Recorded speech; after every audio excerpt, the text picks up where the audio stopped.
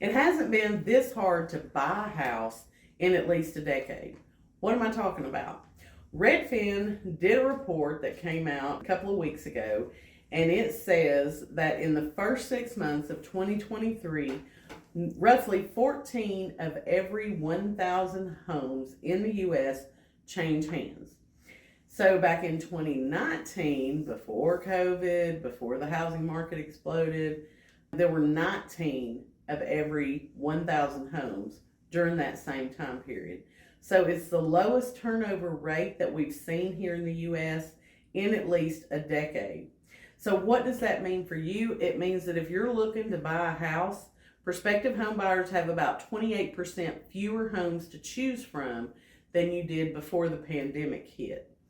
And so Redfin's analysis uses turnover as a measure of housing affordability, and it includes overall for sale housing turnover and breakdowns based on neighborhood type and home type.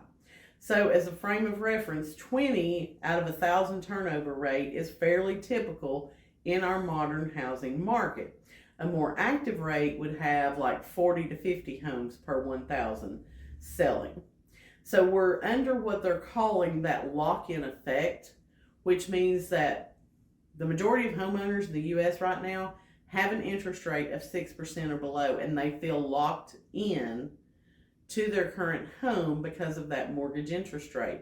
They don't want to sell, and then if they're going to have to buy a new house, trade that lower interest rate for a higher interest rate.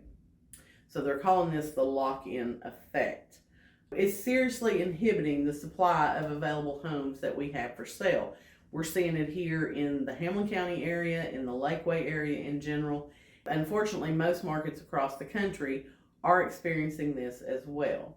So what are your thoughts on it? Do you see us being able to get into a more stable housing market because of an increase in inventory? Are you a homeowner who is experiencing this lock-in effect? You want to buy a new home, but you don't want to give up that 3.5–4% interest rate in order to purchase a new home. Let me know your thoughts in the comments.